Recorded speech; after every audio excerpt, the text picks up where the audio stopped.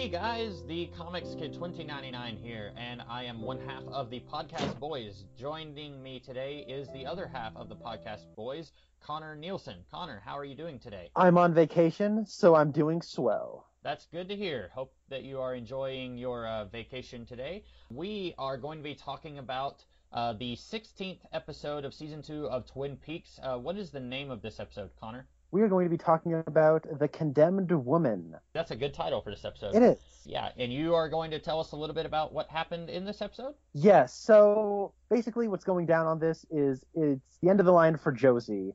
She is whimpering and inarticulate of this entire affair as Eckert is back, Packard is who she assumed was her dead husband is back, and they all want her, and she just can't take it. As well as the evidence is piling up against her, where Albert Rosenfield, that's the same bullet from the same gun, and that Josie was the one who shot Cooper, and then Cooper's trying to figure a way to handle this as delicately as he can, because as he knows, Harry is his friend, and Harry is head over heels for Josie. Also happening in the realm of Twin Peaks, we have James and Donna, for some reason.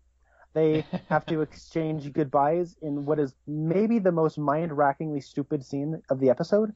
And we also have Ed and Norma. Ed proposes to Norma after he is... So Nadine breaks up with Ed in the weirdest scene possible, and then Ed goes to propose to Norma because Hank, having broken parole and being liable in the attempted murder of Leo Johnson, as well as being associated with Jean Renault and the drug runners in Canada, he is now going to be put away. And even though he tries making a deal, Harry's not having any of Hank's deal making, and so he puts him away in prison. Anyways, at the end, all the stuff kind of winds up on Josie, gets pinned on her, and then she ends up dying before she can kill herself. And then we get some weird, surreal visions of the little man dancing, as well as Bob saying something weird about Josie. And then Josie's face appears on the knob of a dresser, and then cut cue credits. So, what did you think of this episode, Comics Kid? So, there's a lot that's really bad about this episode, but I liked it because it's winding things down. It's starting to wrap some stuff up that we have been getting so tired of. You have really, really hated Josie in this series, and I have not been a huge fan of James and Donna. And this episode gets rid of James, so hip hip hooray, and it gets rid of Josie, so hip hip hooray. Again, a lot of bad stuff in this episode, stuff that like makes me want to bang my head against the desk in fury. Like, why did they go in that direction? Why couldn't they have done this, this, or that? But at the same time, it's getting rid of some of the elements of the series that me and you have both hated so much. And so the next, 6 or 7 episodes are going to be like a dream come true, because we're not going to have to deal with Josie anymore. We're not going to have to deal with stupid James Hurley anymore. So, like, it is an episode that I enjoy just because it's getting rid of those characters. And I would be in the same, but I should probably say I really didn't like this episode very much at all. Even down to Josie's dying was probably the most unsatisfying way it could have possibly been handled. And of course, it's the death of somebody who's supposed to be sympathetic, but she's not sympathetic whatsoever. Here's the thing. I've been pretty excited that things are winding down and we're shifting into the next gear. This is a third consecutive episode where I would have been able to say that. I thought things were down with James and Donna 2 episodes ago. I thought things were winding down with Josie 2 episodes ago. I thought things were winding down with Cooper and Wyndham Earle 2 episodes ago. I should probably say, let's rewind this a little bit. Also happening in this episode, we have Shelley, Donna, and Audrey Horne get the letters from Wyndham Earle, because Wyndham Earle has Leo still, and he's being all kooky and weird. And then Audrey is, now that Ben Horne is back, he and Jerry and Bobby and Audrey are kind of trying to get the company back into the business, and they have this really cool little plan going. And then Billy Zane enters the picture. Hello, Billy Zane. You're not in Titanic yet. And it kind of leads to an implied romance between Billy Zane and Audrey Horne. So yeah, that's wrapping up the synopsis. My bad. So as far as if we were still having winding down of Ben Horne and his whole weird Civil War reenactment thing, I would have lost my mind. The problem is, when it comes to that Ben Horne subplot, we should have been here 4 episodes ago. We should have been here 5 episodes ago. I agree. I wrote that down in my notes. Okay, so the episode where Catherine basically says, okay, I will give you your alibi if you give me back the mill.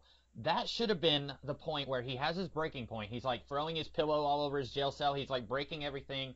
And then he should have come to a realization. He should have said, okay, this happened because I was not a good person. I need to be a better person in order to win. I have to beat Catherine, and in order to do that, I have to change my way of thinking. And then, instead of him going insane and playing with Civil War toys for the last 4 episodes, he should have been doing what he's doing in this episode way back then.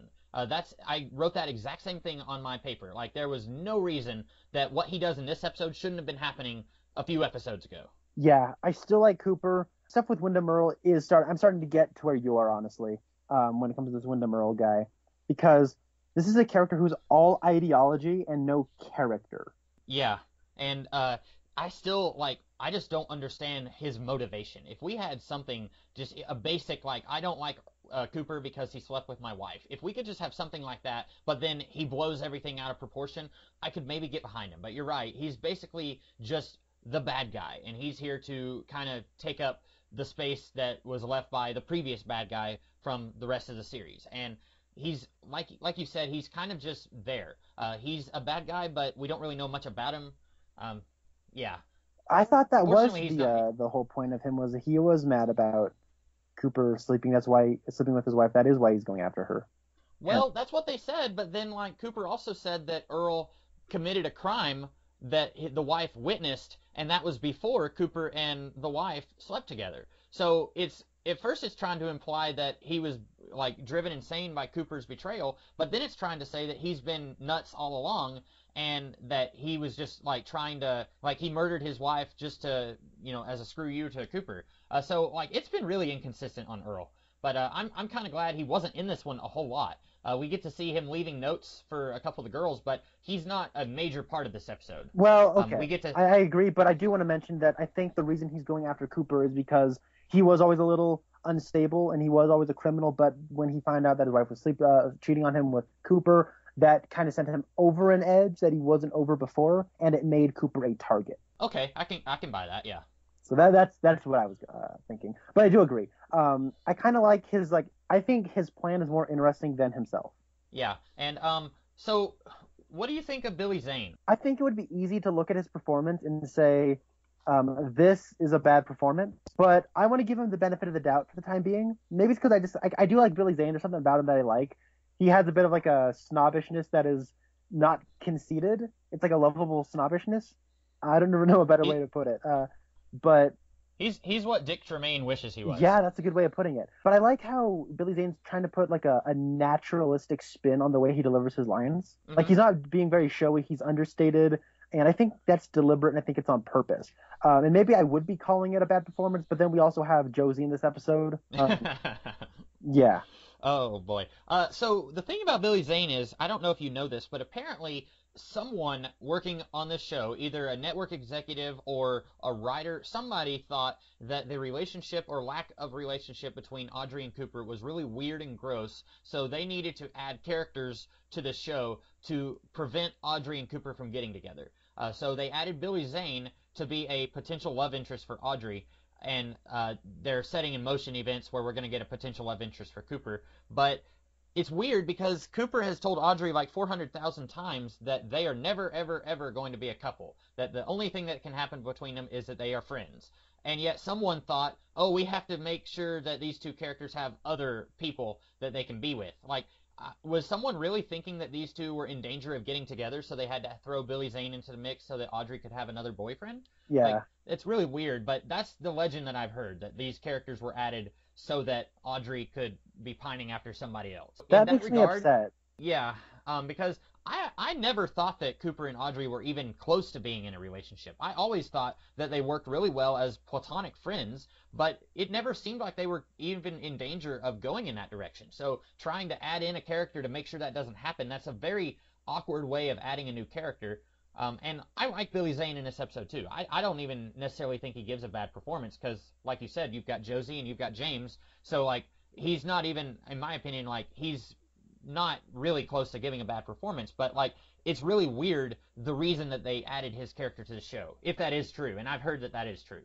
Yeah, I guess I can't really say too much about Billy Zane's character at this point because we haven't really seen a whole lot of it, but I think he and Sherilyn, is it Sherilyn Fenn?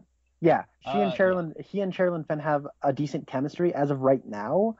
They haven't had a whole lot on screen together, but I like the way he's placed into this whole thing. How he's a connection. I think he's a little too young to be a somebody who was a friend of her father's, because he looks really young. But he's actually, in real life, he's 1 year younger than Sherilyn Fenn. Oh, really? Yeah, I looked that up. He's 1 year younger than her.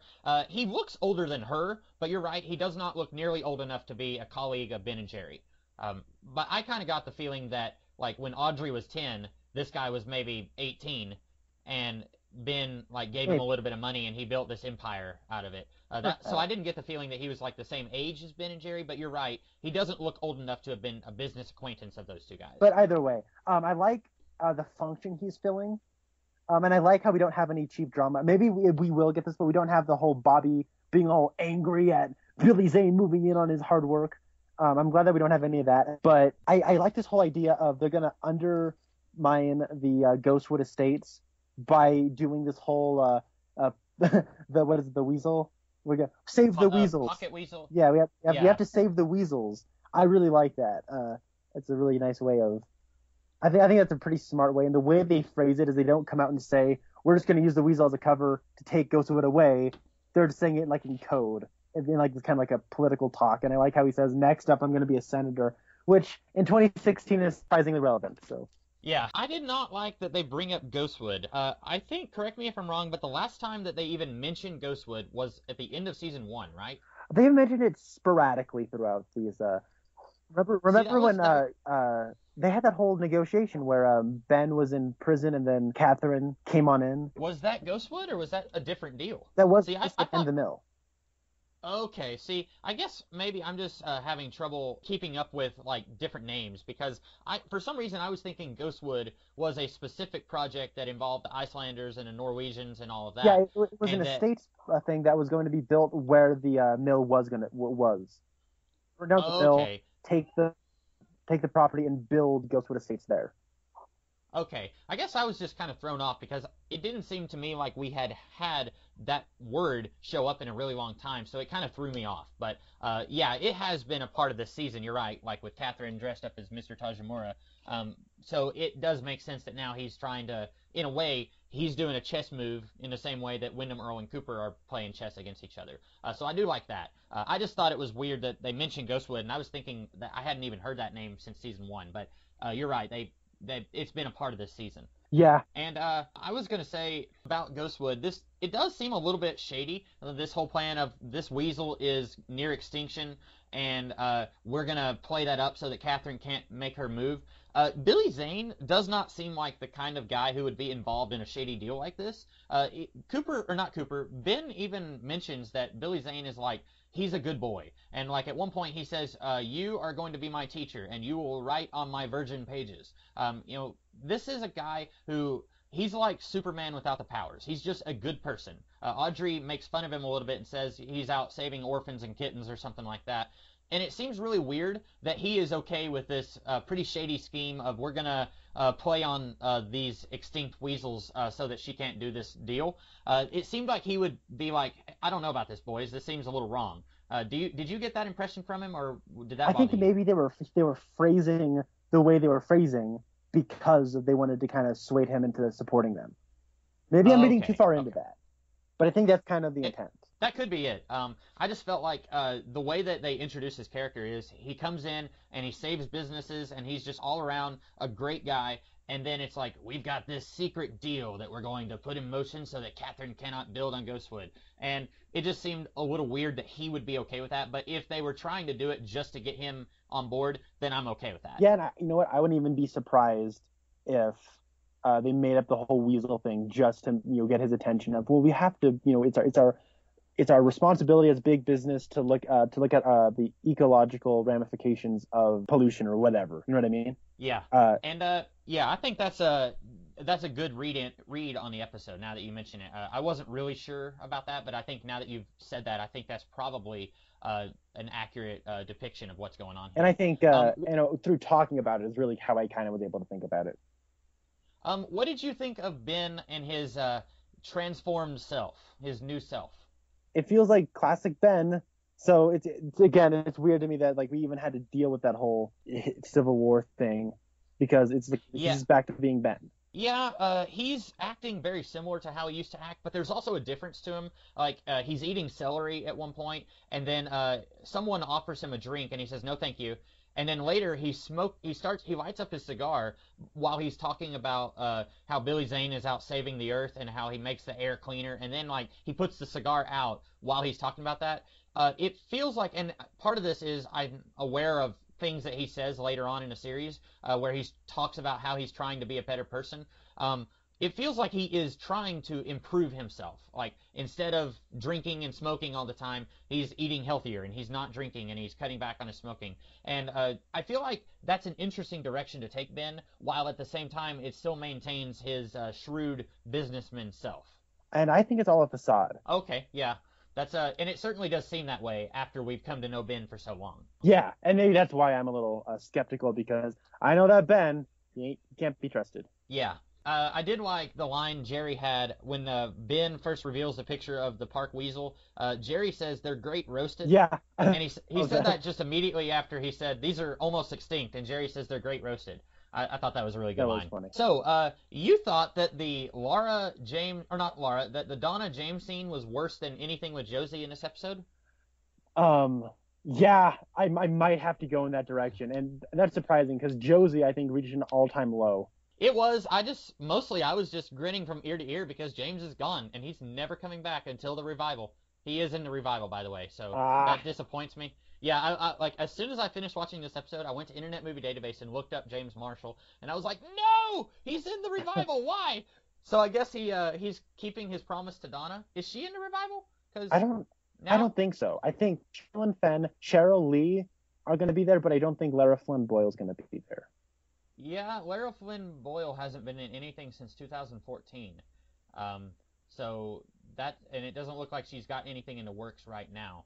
If these two people were even remotely interesting people, I might have bought this.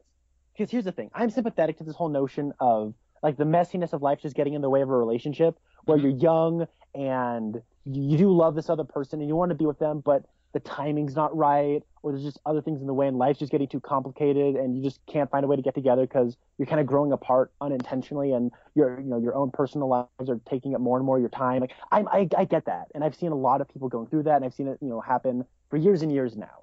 I understand that, and I'm sympathetic to that, but it feels like these two characters are so in love with this like idea, like it's just it is the most romantic idea in the world that, oh my god, how romantic is it that I love him, he loves me, but we just can't be together. Oh my gosh, it just turns them both on like crazy. And so like the whole time they're having that conversation, it feels like a Shaggy Dog joke. Like they're both making these half-baked excuses of, oh James, please stay. No, no, I can't. You do you, Donna. I gotta do me. Wait, hold on. Come with me. No, I can't. And I was nickering and laughing through this whole scene because it's so phony. It's so fake. It's so contrived. And that's why I think it's the worst thing. The worst thing about Josie is just how insincere Joan Chen's performance is. And how it seems to like, and I will get into that later because I thoroughly dislike that. Oh yeah. But as far as this scene goes, and they got the picnic, and they got the light coming into the trees, just, oh my god, it was, yeah. So No bueno. so I hate to say it because I really was just ecstatic that James is leaving the show. But my question is, why is he leaving Twin Peaks? Like, we know that he has to go and be a witness at the trial for Cougar Lady, but why is he leaving? Like, she says, come back with me, and he says, I can't. Why? Why can't he? That's something that I don't think they ever covered in this scene. It's just, well, I just have to leave you, Donna. And she says, and I can't go with you. I have to stay here. Well, why? And I know that, like, she has school. I'm guessing that she has school. The last time we saw, she and Nadine are still in school. So I don't really, other than like her being in school, okay, that's a good reason that she can't go with him. But I don't understand why he can't come back to Twin Peaks. Like, she gives this weird line where she says, you're going to have all these great stories that aren't going to involve Laura or the Cougar Lady or Maddie. And I'm just thinking, what great stories? Like, what is he going to do with his life? I don't understand why they're sending him away, but I'm so happy that they're sending him away. So I've got so many mixed emotions right now. Yeah, I don't really get it either. I don't get why we're still like, I don't get why James left. Like, he's mad that people keep dying. Okay, another person died. Like, now I'm And just going away. Like, people just seem to die no matter where he goes. Why? Like, I don't get it. I don't get, like, we're so far removed from any sort of character motivation at this point that we're just supposed just, oh, he said something. Okay, I believe him. yeah, and again, kind of like the Ben Horn thing where I was saying, why couldn't we have done what we're doing in this episode like 5 episodes ago, and you said that too? With James, why couldn't we have just had him leave Twin Peaks after Maddie died and then just not come back? Like, I know that would have been a really abrupt character leaving, and some people, I guess, liked this character, so they would have been disappointed that he just left without so much as a howdy do. But what has this character done?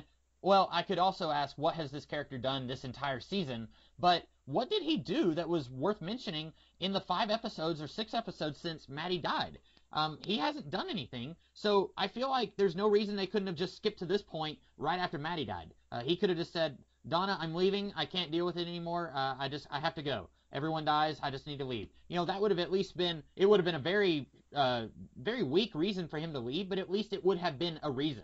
Yeah, yeah. But yeah, you're right. That scene is not good, but I enjoyed it because James is no longer here. And right now in my head, I am playing party music because I'm just so happy that he's gone. Yeah, yeah. So I guess the next big thing is, like, I feel like most of this episode is Josie. Like, it's a pretty Josie-centric episode. So, because we've already talked about some of the other stuff, like Ed and Norma, they're going to be getting together, and Hank is now going to be in jail. And I don't think we're going to see Hank anymore. I think this is the last time we see him. But what do we just want to go ahead and get into Josie? Let's just rip the Band-Aid off. Let's do it. Okay, so maybe it's why I don't like this episode very much is because of how much Josie we get, and I just didn't realize that until now. See, that's what I was wondering, because as I was watching this, I was thinking, okay, Connor is either going to love this episode because we don't get any more... I'm assuming, from what I remember, we're not going to have any more Josie after this. She gets transformed into a handle on a dresser, so I guess that's her character arc. But like... She goes from window dressing to dresser dressing. That's a good one. But yeah, like, I was thinking Connor's either going to really love this episode because it finally gets rid of her, or he's going to hate it because she's in, like, 3/4 of this episode. Like, this is the most she's ever been in an episode in this show. Yeah, here's the thing. I think it's impossible to talk about Josie without talking about Catherine, and there is no brighter shining light in this episode than Piper Laurie as Catherine Martell. Uh-huh. She is so awesome, and, like, half of her lines just got belly laughs out of me. She is on fire this episode. She's awesome. She's so awesome. Yeah. But man, does Josie suck. Like, Joan Chen's performance is at, like, an all-time low. It's like she just did not care whatsoever, like, in any way, shape, or form. Yeah. There is a scene in this episode talking about how great Catherine is and how weird the performance of Joan Chen is. Catherine gets something off the bookshelf and is like, oh, there's what I was looking for. And she's, like, walking away and, like, I hope Josie doesn't see that gun that's on the bookshelf that was behind that thing. I hope that she doesn't see that and get my subtle hint that I want her to use the gun. And then Josie picks up the gun, and I am not kidding. She hugs it like it's like a puppy or a kitten. Like, she, like, puts it up against her chest and just kind of, like, hugs the gun. And I'm just like, what? Like, what is even going on here? She's like, oh. Yeah. You're right. Catherine is really enjoyable to watch here. You're probably going to hate me for saying this. I actually felt just a tiny bit of sympathy for Josie in this episode. Not because of anything she did, because you're right. She is a very inconsistent character. Every time she does something, it either doesn't make any sense at all, or she tries to act like she didn't do anything. Like, every single time someone says, why did you do this? Why did you do that? She just flat out denies it, or says, well, I already told you, even though she didn't tell them anything. Like, at one point, Cooper asks Josie to explain what happened to Jonathan, and she says, well, I already told you that. And I was thinking, no, you didn't, because I remember last episode you were about to, and then we moved over to Pete and Cooper. Like, we didn't get to see anything going on with her giving an explanation about Jonathan. I still don't know why she did it, other than just trying to escape from him. But then we've also got, at one point, basically everyone in this episode who talks to Josie, or are trying to like maneuver her into in between a rock and a hard place. You got Catherine and Andrew. They're both trying to get her to go and confront Thomas Eckhart, and then Andrew goes and tells Thomas Eckhart that Josie's trying to kill him. Basically, everybody is wanting Josie to do their dirty work for him, kill Thomas Eckhart, and also get killed herself. Like, that's what Catherine and... So, like, I feel a little bit sorry for her because, like, she really is in between a rock and a hard place, but at the same time, she brought all of this on herself. Like, do you know why she killed Cooper? Because this episode is supposed to have told us that, but I don't think we actually got a reason.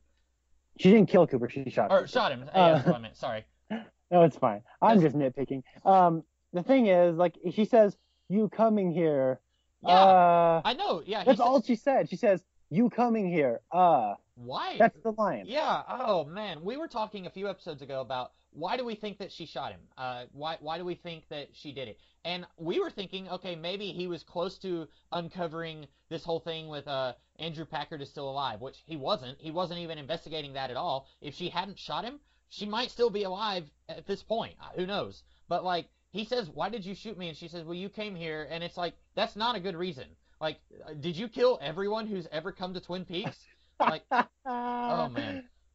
Well, how come the MP Wentz didn't get shot? Yeah. How come that with that prosecutor in the RV, how come he didn't get shot? Now, for all we know, he actually is dead. Like Josie hunted him down on the road and shot him. Like, that's for coming to Twin Peaks. She had a big bulldozer and just drove him off the side. Yeah. Oh, I'm so sorry you came here and. Yeah.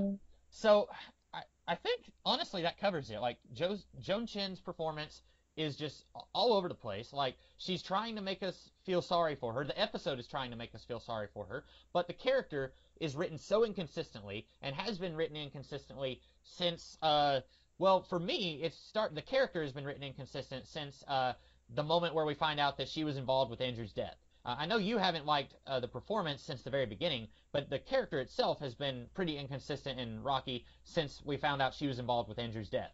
And ever since then, it's just been all over the place. Like, they can't get anything right with this character. Every time they try to make us feel one thing, then they go in a complete 180 and they do something completely different that doesn't make any sense at all. I can't think of anything else to say about Josie. Can you? I can try because there was this amazing line of dialogue from Piper Laurie. I'm trying to remember the exact same thing where she's like, "Oh yes, we're all heartbroken about the situation that Josie's in." Yeah. Like, she says it just like, and like Pete gives like, and I know like Jack Nance's character Pete, like he's supposed to like genuinely care about, and like he gives her this look like did you really just mean that? Like, why? How could you be so mean? And because she's just so standoffish about it. It was so funny. I will say, Packard and Eckhart have had like next to nothing to do in like this entire season, and now that Thomas Eckhart just got killed, like she just got offed. Yeah. He just got offed. But the scene between Packard and Eckhart in the elevator, that was a great scene. Yeah, and I like that. I could buy that these two were longtime friends, and then something came between them. I don't remember what it was. I think Thomas Eckhart just said it was a business thing when he was talking to Catherine a couple of episodes ago. But I think both of these two are really selling it. In a way, it kind of sort of reminds me of Charles Xavier and Magneto, except if both of them were bad guys. Yeah. Like they're longtime friends, and you know they're back in the same elevator, and now like. Thomas Eckhart, when he sees him, he doesn't just like lunge at him and like, I thought you were dead. Like, they have a civil conversation, and I thought that worked out really well. Like you said, David Warner doesn't get to do anything in this show. I think he was in 3 episodes total, and then they kill him off like just as soon as he starts getting involved with the plot. I don't know if Andrew Packard, what all they're going to do with him now that Josie's dead and Thomas Eckhart is dead. Like, I don't know what plot stuff they're going to give him, or if he's just going to be like, well, now that that's taken care of, I think I'm going to go hang out with James Hurley. We're going to go on a road trip together. Something like that. But, yeah, Thomas Eckhart, and it was so weird, when Cooper, he's heading over to Thomas Eckhart's suite, and then he hears he hears some people struggling, and then he hears a gunshot. He runs in the room, and Thomas Eckhart is just laying on the bed on his back, staring straight up at the ceiling. Josie is kind of sprawled out on top of him, laying on her stomach with her arm over him. She doesn't have a gun in either hand. and then it cuts back to Cooper, and then it cuts back to Thomas Eckhart, and he like starts to get up and he walks towards Cooper, and he's been shot. You see the blood on his shirt, and then he just falls over. And then the next thing you know, Josie's like sitting up and holding the gun out and pointing it at Cooper. And I'm like, okay. And she says, he tried to kill me. And first of all, like, you cannot, like, I know Josie is an idiot, and we've known that for a long time, but you cannot, when Cooper walked in and you were sprawled out on top of him, you cannot make that out like he tried to kill you. Like, if anything, it looks like you tried to smother him with your body. Like, Yeah. it's just, oh, man. This And once again, episode she delivers it like, he tried to kill me. It's about as bad as that time where, Josie, why were you spying on the hotel? I didn't. We saw you there. I gotta go. Bye. Like, it's about that bad. At least she's consistent in that. She's consistent in how awful she is. Have you seen the How It Should Have Ended for Spider-Man 3? It's been a while, but yeah. There's the great part where he goes like, my daughter, she's sick. Trying to break the law, right? Tried to kill me. That makes it okay for me to shoot him dead, right? Like, yeah. Oh man. Yeah. You know what? She's not coming back, is she? Joan Chen. In the revival? No, she's not. Okay. I was so happy to see that. So, yeah, and I did look it up. You're right. That lady who played Donna, she is not going to be in the revival. But there was another lady who played Donna in the Fire Walk With Me movie, and I was going to look her up earlier, and I got distracted. But I'm wondering if she might be reprising the role of Donna. I don't think so, though. Donna was recast for Fire Walks With Me? Yeah, I shouldn't have said that. But, yeah, they weren't, for some reason, not Sherilyn Flynn, Cheryl Lynn Lee, or... Lara Flynn Boyle. Boyle, yeah. There's too many Cheryls. But there's Cheryl Lee, Sherilyn Fenn, Lara Flynn Boyle. Like, it's all connected. Yeah. But yeah, they I guess they just couldn't get that actress in the movie, so they got a different actress in the movie. So I'm gonna look her up, and I should have done that earlier. Moria Kelly is the lady who played Donna in the movie, and she is not going to be in the revival either. She also hasn't been in anything since 2014. So, oh wow, did both of them just get shot up or something in 2014? Like, Josie came after them.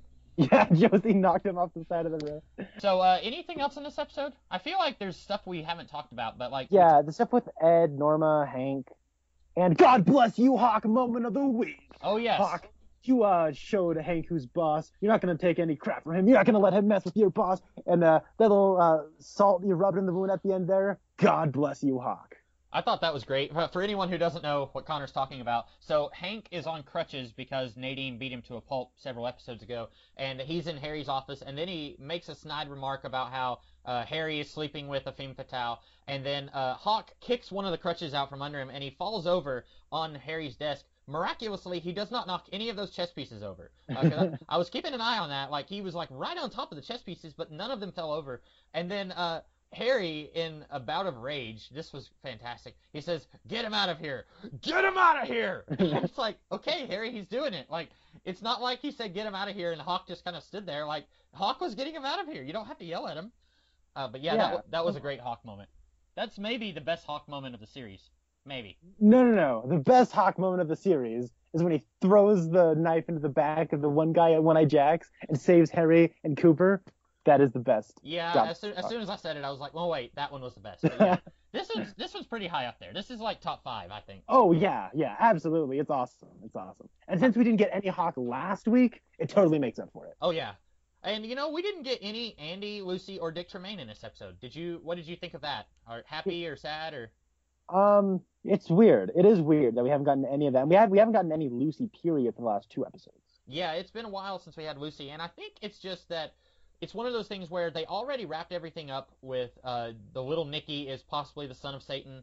They already tied all of that up in a nice bow, so there's nothing for Andy and Dick to do unless they wanted to go back to these two being catty with each other and like, "Oh, Lucy, how are you doing today? I am a better father figure than Dick. Oh, Lucy, my dear, how are you doing today? I have a better job than Andrew over here." Like, unless they wanted to go back to that, there's really nothing that they could do with these characters. So I guess they're just waiting.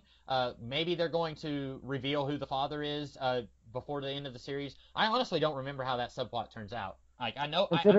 considering our theory that Michael Cera is gonna play the son in the revival, I'm gonna assume it's Andy. Like, I'm just gonna assume it's Andy. I hope so. I just want him to be like, Dad, look who it is! Dad, you see who it is? Dad, Dad, look who it is! Dad!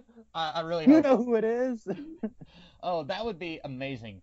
Either that, or I would also be okay with Michael Cera being like a young FBI agent who comes to town and is like, hey, I'm investigating the disappearance of some girl.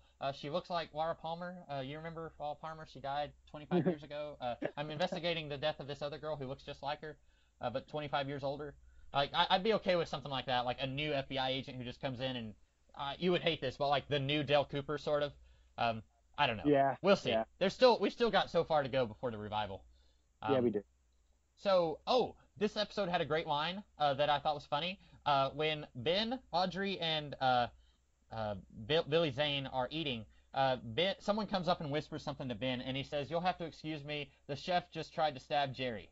I busted out laughing at that. Like, I don't even know what was going on with Jerry, but I can easily see someone trying to stab him. And I can also imagine Jerry, like, throwing his weight around, acting like he's in charge, but, like, all the staff is just basically like, oh, here comes Jerry Horn. He thinks that he's in charge, but he's not. Like, I can imagine that going on, so I thought that was really funny. Yeah. It's always nice to have Jerry around. Yeah, and he had, like, a Band-Aid on his face at one point in this episode, and I wasn't sure what was going on there. If he, like, when he went to Hawaii, if someone, like, tried to stab him or something, and that's, like, a scar from one of his world-traveling adventures. Yeah, maybe. And you know what would be great? If we got a spin-off of Jerry Horn, Globetrotter, and then he meets up with James Hurley and Andrew Packard, who are on a road trip together. And then, like, none of these three should be in a show together at all, because they don't have anything in common. But, you know, Jerry's a Globetrotter, James is going on a road trip for some reason. You know, it could work. Yeah, I could see it. Well, I'm trying to think about anything else that we might have missed. I honestly don't think we did. Like, I think we pretty much covered all the stuff. It's just that, like, so much of this episode was the Josie stuff, and, you know, that didn't take a whole lot of time to talk about why we hated that. And then the rest of it was kind of setting up new stuff, like Audrey and Billy Zane. And did you think it was a little weird when, you know, Donna and Shelly are there at the bar, and then Shelly gives a cigarette to Donna and says, "Are you waiting for James?" And Donna, like, the way she said it's like, no. And it's just like, I'm so over James. It's like, no, you're not. 2 scenes ago, you were whining and crying that James is leaving town. You are not over him. But also, like, the two of them, they put their little notes down and they form, you know, 2/3 of a page. And then out of nowhere, Audrey slides in and is like, looks like we three have something in common. It's like, whoa, where did you come from? I noticed that. Like, these She two just, like, sneak on up. Shelley should have been like, oh wait, there's Audrey. Hey Audrey, how you doing? Like, but these two are like so engrossed in their papers that they have, and then Audrey just slides in and it's like, look what I've got, and it's like, you should have seen her coming, girls. But yeah. Yeah. I want to say I do like how that scene is directed. I like how the camera moves around, and then you see Wyndham Earle sitting in the background. That was Still in the same disguise that he had whenever he dropped off the letter for Shelley. So you would think he would have been a little more careful, like chose a different disguise in case she recognized him. Well, his mustache is different, right? Oh wait, no, never mind. You're right. Right. Oh, and we didn't talk about it, but last week when he was delivering a note for Audrey, he was at the gift shop in the Great Northern, and then he says, "Oh, owls!" And he takes like a little owl statue, or was it a card or something? Because I think he has the owl statue in this episode. And anyway, I thought that was amusing that he says that, just the way he said that. And then also, it's an owl. You know, that's important in Twin Peaks. Right. They're not what they seem, you know. Right. Did you have anything to say about Bob and the little man dancing? Just, it's weird. Yeah. I want to talk about this ending a little bit, because I have something to say about the whole death of Josie. Yeah. So, when she's like, oh, Harry, and then she, like, slowly moves the gun underneath her face. I was like, yes! Like, I was audibly saying, yes, yes, yes, yes, yes. And then she goes, Then I audibly said, are you kidding me? And then Harry walks on over and says, she's dead. And I thought, really? That's how you got, like, really? I mean, for real? It reminded me it reminded me of Star Wars 3 when the robot said, she's lost the will to live. And it's just like, what? That's not a cause of death. You don't just die because you're sad, or not that quickly anyway. Okay, one of my favorite reviews is the Confused Matthew reviews of the Star Wars prequels. Uh-huh. And then he right as he's cuts to like the whole hospital scene, it just jumps on over to except oh wait, my mother. How did she die, Obi-Wan? Oh, you see, in childbirth she just lost the will to live and up and died. Gee. She wasn't happy that she just gave birth to 2 children? Well, guess not. So that's a great point. Yeah, and but it is similar to that. But then right after that, we get the return of the really supernatural stuff, and I was very happy about that. We get the little man again. It was great to see him. Bob showed up, and he's all weird and crazy. He got the crazy spotlights going. I love the spotlights. Everyone loves the spotlights, right? Oh, and yeah. then it fades away. Yeah, I really liked it. And then the weird doorknob thing was straight up Evil Dead. Yeah. A callback, and I really like the way this ended. It was so weird, and in a really satisfying way to follow up probably the least satisfying death of the show. I always like the supernatural in this show. I'm almost never disappointed whenever they bring in the log lady or the woman whose grandson can make corn disappear, or the Major Briggs who's kind of sort of involved in the magic. I always like the supernatural stuff here, but it just doesn't make any sense here. Usually when Cooper has a vision that the little man is in, there's some purpose to it. Before, when he would talk to the little man was in a very indirect way trying to help him solve the murder of Laura Palmer. And then Bob, every time we see him, he's usually trying to terrify somebody or kill somebody. But here, did Bob kill Josie? He didn't have a human host to do it, so he asked Cooper, he says, what happened to Josie? And I'm thinking, that's a good question. What did happen to Josie? I don't know. And then the little man is doing the worm or something on the bed, and I'm thinking, what is he doing here? Is he in cahoots with Bob? He's not telling Cooper any information. It brings back these supernatural elements that in the past they always served a purpose and there was a certain logic to these elements. But now it's okay, fans really like the supernatural and we haven't shown them the supernatural since Leland died, so let's throw these 2 characters in real quick. But there was no internal logic to it like there has been in the past. Yeah, but you know what? Maybe this is setting something up. Maybe this is all foreshadow and these are pieces and we'll get to know more about it later. I'm giving it the benefit of the doubt for now. That would be great, and that's always a possibility with the show. In the past, we talked about how Jean Reno kidnaps Hank, and then 2 episodes later, Hank just walks into the R&R, and we're like, hey, what happened to that subplot? And then it gets picked up later. So it could be a situation like that, yeah. Was there anything else you wanted to talk about? Because I think that's pretty much it for me. I don't think so. Okay. Well, we will be back in a week or 2 to talk about another episode of Twin Peaks, and I don't think we have any news or anything about the revival or anything like that. So we will see you guys in the future. I am the Comics Kid 2099. And I'm Connor Nielsen. And we will see you guys later.